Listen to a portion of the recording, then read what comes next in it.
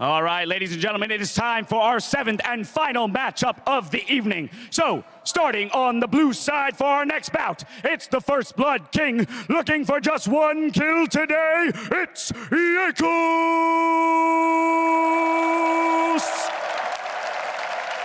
And then on the red side is the player who's looking to claim the top spot this year.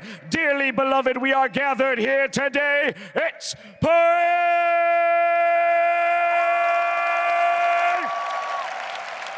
There can only be one winner, gentlemen. Let it be you.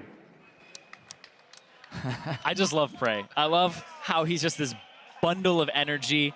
And like honestly, just watching him, he's so happy all the time. He was a huge force in how the Tigers just had a positive environment. Yeah, and even when you see him backstage, he's like always smiling, always just like in a good mood. Ironically, Jankos is quite similar in the sense that he's always up for a joke.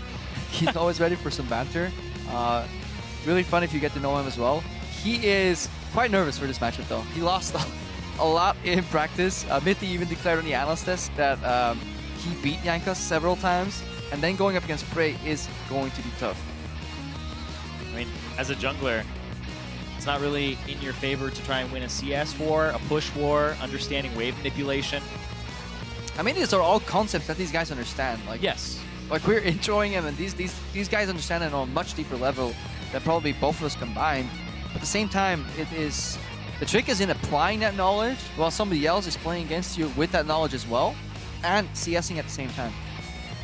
And it's always, if somebody knows like one small adaptation or one trick where they do something to a minion that's different, they pull it maybe a little bit further down the lane, how does that affect it? You have to know all the contingencies too.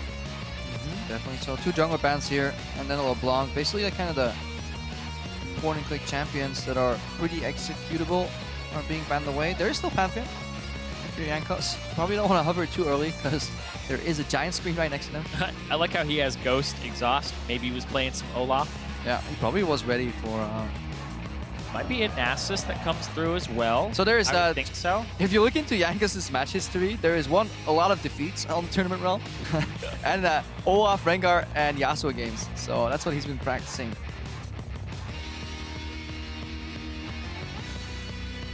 Looking at PraY. I mean, the Praven, he's going to hover it. He's known for not being a very good Praven. He just locked that in. He just locked Lucian in already. That is. Telling Jankos you can react. Pick a champion.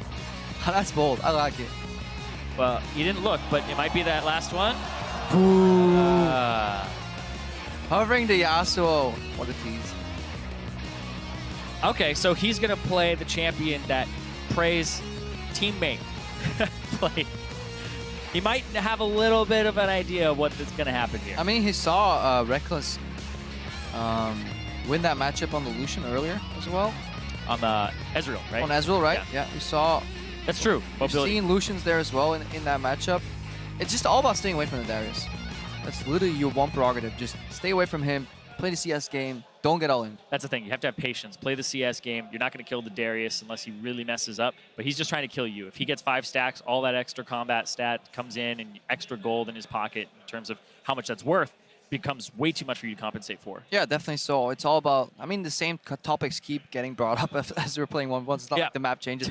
It's, again, brush control. This Darius wants to hide there early, then swing the wave into a push, hopefully, so you can maybe contest the Relic and stay away from turrets.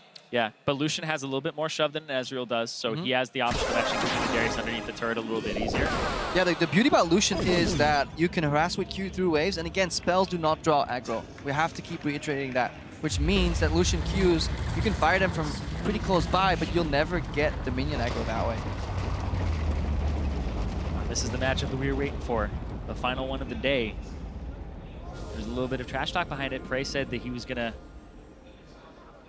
give Jankos a taste of his own medicine. Get first blood on him. I think Jankos has the wrong runes. Does he have? Are you in game? No, right? Nope.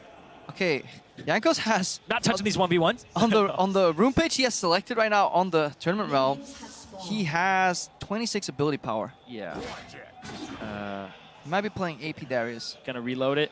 Okay, he changed. Okay, we're good. He's running armor AD, flat cooldown reduction, and attack speed. He's basically running the Darius 1v1 page that we've seen. And PraY, pretty standard page as well. He's taunting. Good harass here by PraY. Yep, got it. Gets the first creep, which gives you control of the wave, and then you can decide if you want to go start trading on the enemy champion or not. And obviously he does that by queuing through a creep on Jankos. Yep, got the double damage too. Got it onto Jankos and the minion. Is it exactly what you want? Q through this. AoE on the range creeps, which is good. Sidesteps the Jankos harass previous to that as well. So PraY playing really controlled so far. Yeah, I actually like this pick a lot more into the Darius than the Ezreal. Mobile, low cooldown on the mobility, so even if he does EU in and it messes up your dash, you may have the possibility of getting it back up. The problem is you're He's quite so short range compared to the Ezreal. You can't really Q harass. I mean, you can Q harass, but if you want to follow up on it, you're pretty bound to get minion aggro. That's why PraY goes in a bit too far. Speaking of short range, if he gets dragged right there at the edge, like he takes 2 turret shots. yeah, we already saw what happens when you get E'd underneath, but Jankos doesn't have that just yet. All right, has Jankos played enough matches Nope. that he can see us? Nope, nope. Nope. Oh, this hurts. Nope. Nope. Nope. Poor Jankos. This is where you need to keep an eye on the player camps as Us well. junglers. Look at the tilt. It's coming. Nice sidestep from PraY. Nope. Answers with a double shot Q. Jankos has missed so much, and PraY's trying to get. At this point, it's an experience game for Jankos. He needs to get to 6. Get a good Ghost already. Ghost. That's PraY being hooked. Cannon creep and 2 range creeps. Yeah, he's gonna try to beat him to the relic, but nope. Try to use the extra combat stats. Might get the Q up again and an auto. Oh! Did he? I'm not sure if he actually canceled an auto attack right there, or if he could have played that any better. That was surprisingly close, though. This champion has a lot of chase potential. I think farther down the line, we may see more Darius come up right there. But that was at least as close, I think, as Jankos would have wished if he was chosen to lose. Yep. Looks like the king has fallen for today. And PraY picks up the first blood, and it was the first blood. Didn't go for the CS. Jankos made it so that he would go out on his own terms. Yeah, he got close. He got the grab off. So that was all fine was and good. dandy. Chase, I think he could have turned around once we saw the Lucian approach the health relic, but it's so hard to tell. Like, again, these guys have played maybe like 10 or 20 games, but to know how this evolves down to the wire until the last auto attack, you either have to have an insane game read or just practice the hell out of these matchups. Yeah, and you don't always know what your opponent's going to practice as well. How many people have been playing Lucian in these one-on-ones, right? In the same way, the same rune setup. It's all about knowing those limits. You know, on Summoner's Rift, you play enough in terms of repetitions to kind of know those matchups, to know the possibilities and limits of the other person. But see this one more time here, because I want to see what happens with the Ignite, if it happens during the Q. No, looks like it didn't. He tried to actually stop them from being overlapped so that the cleanse does not remove both. So yeah, and then Jankos is 1 auto attack away. I don't think he actually interrupted any auto attacks. It was still on cooldown, despite his movement. Was pretty close, though. Teleported away there. But yes, so he's gone. I mean, they're all gone. There. At this point, 7 matchups have been played. Skill still seems to be okay in the 1v1s, but we haven't seen a single 100 CS victory, I feel. They've all really been... Yeah, we saw almost a 90-ish. Yeah, we've seen...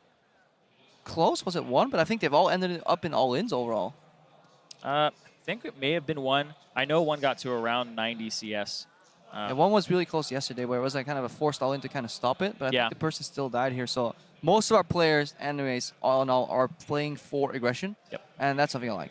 Yeah, I absolutely love that, because we get to talk a little bit more about those power spikes as opposed to farming for the minion wave, but I do think that as it progresses and people take it more seriously, and it comes down to even the final day and the best of 3s, I think that we're going to see at least 3 CS victories, because I think somebody's going to pick up that style and say, you know what, I'm not necessarily the better player to outplay you, so I'll outplay the map with you. Yeah, definitely so. But let's go back to stage here, go to Dash and Ibai, and they're standing ready to